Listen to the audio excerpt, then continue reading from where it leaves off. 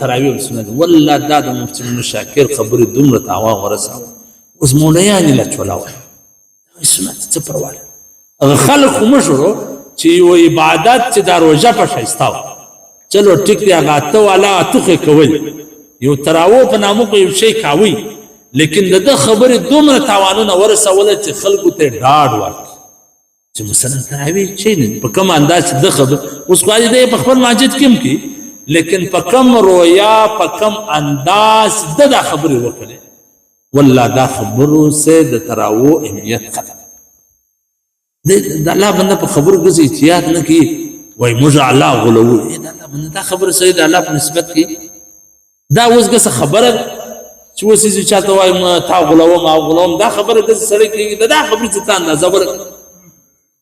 ما ته وویل مولوي صاحب چې دا بیان د کړی د زموږ په ټولمنټ کې رښتو زموږ په ټولمنټ کې چې ټولمنټ موږ راځي چې دا خبره کړې ده دا ورځ سره جوړ شوی خو کم سے کم څه سړي و مختي څه حیا درېدله څه هغه زړه خوړل کېدی چې یاره اوس تراویح څنګه پرېږدې مثلا لیکن د ده د وینا او د ده د خبرو سره او ګرده دا کمونیسټ طبقه هغه طبقه دا دین بیزاره خلک دا د دین سلیره خلک دی سپورټوي او پر دا ګرده میډیا باندې دغه خلک قبضه پر میډیا باندې نه دی روز ازمت دیندار خلک خوانه موږ په روزه کې خپل عبادتونه کې څوک اعتکاف کوي څوک منځونه کې دا او فیسبوک ته سور کوي او ګرد هغه فارغ خلک هغه بس نرم لا چې هغه دغه بس د دې په نظر نرم لا هغه دی چې په مانځ کې یو شی کاټ کی په عبادت کې یو شی کاټ کی یو شی راواسي مختصره کې بس د دې په نظر دا هغه نرم لا دی او دا هغه بهادر او نرم لا د دې په نظر هغه دی چې د یو مولوی توهین بس چې د مولوی توهین یو کې چې دا مولایان د ځان لګیا دي دا مولایان داسې دي دا مولایان داسې دي ساتي پر فیسبوک وګوري د هر یو پر اې ډي بداغه بیان نشر سو یعنی د ازمن نوې نسل ډیر پر چپ روان دا د علماو سره لري روان دي دا د دین سره بیزار روان دي د دې دا خوش ده چې په یو رقم د نظام په یو رقم مزه روزه یو عام نارمل شي جوړ سي مثلا لکه څنګه چې عام ورځې دي ورته کې د ناپل کول کوي کې د لس کوي بس خپل ټولنین کوي خپل پټي کوي خپل کیسه یعنی هغه د روزې روب ختم کې د خلکو د زړه سه هغه د روزې روب وېست موږ توای د الله بنده او د نبی اسلام حدیث چې د روزې یو فرض پاویا او د روزې نفل په فرض نو ګسل ستا په نظر د تراویح نفل نو خو نبی اسلام وایي چې نفل په فرض نو ته څنګه د دې روزې د نوافلو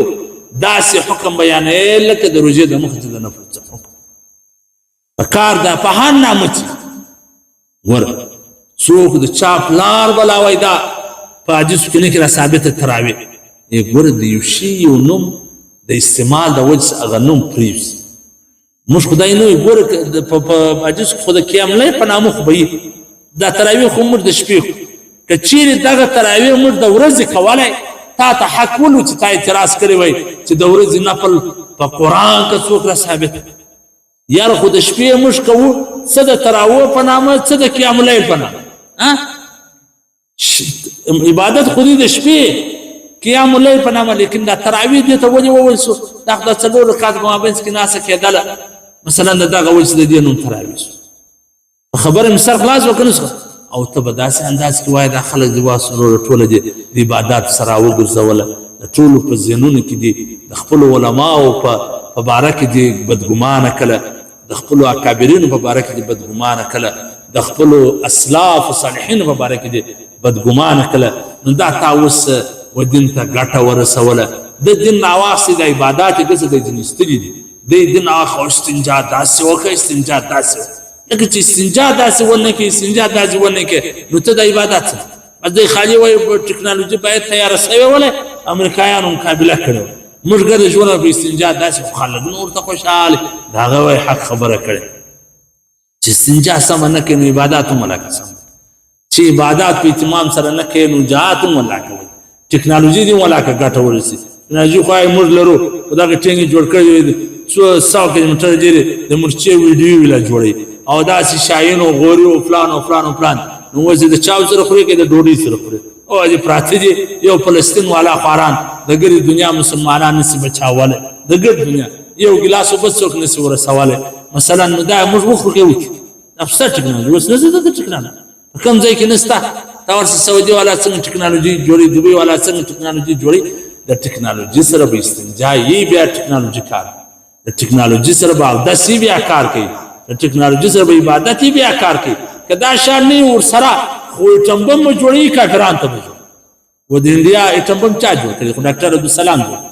ډاکټر عبدالکلام کا عبدالسلام هغه جوړ ته د انډیا په سنسانانو کې سام نیمه مسلمانان خو ګرد هغه په ګولې مشغول چې ته استنجا ختمه ته لمونځ ختمه سبحان الله ډریم په وای سبحان الله ختمه نو والله که د ټکنالوژي څخه ګټه هم وای والله که په ټکنالوژي باندې د مسلمانانو کومک هم وکړي نو په کار دا ده چې دا د الله بندګان د دې خلکو خبرو ته اهمیت ورنکړي